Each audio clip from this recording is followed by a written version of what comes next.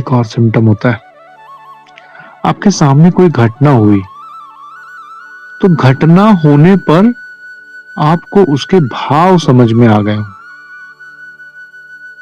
एक व्यक्ति तुम्हारे सामने आया, उसने तुम्हें बहुत सारी गालियां दी, बहुत कुछ उल्टा सीधा बोला, लेकिन तुम ना बिल्कुल शांत बने रहे। तुम्हें कुछ फर्क नहीं पड़ा कि क्या हो रहा है, तुम न्यूट्रल भाव में थे। और जब इस न्यूट्रल भाव में थे तो उस न्यूट्रल भाव में तुमने उसके भाव को जान लिया कि क्या रीजन है मुझे गाली दे रहा है। झगड़ा करके आया, घर से कहीं से पिट के आया है, किसी प्रकार का अभाव है, किसी प्रकार की समस्या है, इसलिए मुझे गाली दे रहा है। गुस्सा नहीं आया तुम्हें उसके ऊपर, तुम्हें उसके अंदर के रीजन समझ में आ गए।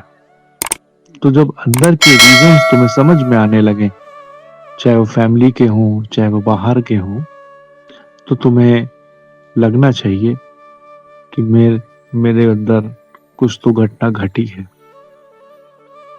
हर व्यक्ति के अंदर, यहाँ एक कोई भी पुरुष हो या कोई भी महिला हो, सबके अंदर शिव विद्यमान है, लेकिन हम उन्हें महसूस नहीं कर पाते, उनकी ब्लेसिंग्स को, उनकी पावर को, उनकी शक्ति को अपना नहीं पाते, उनको नहीं समझ पा रहे। अब अगर नहीं समझ पाओगे या अब अगर उनको नहीं अपना पाओगे, श्रावण जैसे महीने में नहीं अपना पाओगे, तो कब अपनाओगे? शिवलिंग के पास गए, एक लोटा जल चढ़ा दिया, चले आए, लेकिन वो भाव अगर अंदर नहीं लाए या वो भाव अंदर से तुमने प्राप्त नहीं किए, वो आंसू तुम्हारे अंदर, मेरी मेरी बात का बिल्कुल यकीन मानो, स्वयं आते हैं वो स्वयं, और स्वयं तुम्हारी मदद करते हैं। लेकिन पहले उन भावों को तो कलेक्ट करो। बहुत मुसीबत थी, बहुत सारी परेशानियां थी, जन्म मृत्यु का संकट था, ऐसा लगता था कि बस अभी जाएगा, किसी तरीके से रुक नहीं सकता है, कोई रोक नहीं सकता। आके खड़े हो गए थे, रोता हुआ गाता हुआ मरता हुआ व्यक्ति जो अपनी जान लेने पर भी तुला हुआ था और कोई उसे रोक नहीं सकता था, वो हंसता हुआ बैठ के भोजन करने लगा। कोई मेंटल नहीं, कोई पागल नहीं, बिल्कुल सामान पढ़ा लिखा हुआ व्यक्ति, क्योंकि वो खड़े हो गए थे, आके सर पे हाथ रख दिया था उन्होंने, और जब हाथ रख दिया तो पूरी सृष्टि चेंज हो गई, बदल गया सब कुछ। जब तुम करुणामयी पुकार से पुकारोगे ना, तो उनका आना श्योर है। इस संसार के सभी जीवों की देखभाल करते हैं वो।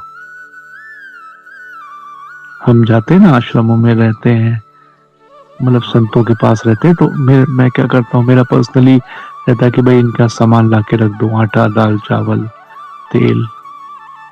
इनके यहाँ साधु आते हैं या बहुत सारे लोग आते हैं, मैं पूरी व्यवस्था कर देता हूँ। क्यों? क्योंकि मुझे लगता है कि चलो भाई ये करना हमारा काम है। लेकिन जंगल में वो जो हाथी घूम रहा है, उसके लिए कौन व्यवस्था करता है?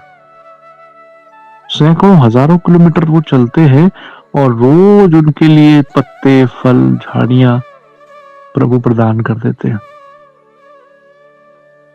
चींटी को तो फिर भी भोजन मिल जाता है, कहीं कीड़े मकोड़े मिल जाएंगे, जमीन के अंदर कुछ मिल जाएगा, लेकिन बड़े जीव को कहां से मिलेगा? सूखे रास्तों पे भी उनके लिए भी वो भोजन की व्यवस्था करते हैं, क्योंकि वो पशुपतिनाथ है, उनको भी भोजन प्रदान करते हैं। तो तुमको कैसे नहीं मिलेंगे? तुमको भी मिलेंगे, बस मन से तो पुकारो।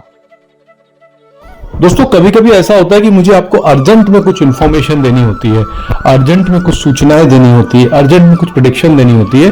तो बहुत सारे लोग यूट्यूब वीडियो का वेट करते हैं जो संभव नहीं हो पाता है। तो उसके लिए हमने एक व्हाट्सएप चैनल बनाया है और व्हाट्सएप चैनल पे मैं डेली का डेली अपनी जो सूचनाएं हैं या वाणी है या पोस्ट है उसको शेयर करता हूं। तो उसका लिंक नीचे दिया, बस उसको आपको ज्वाइन बटन दबा के ज्वाइन कर लेना है।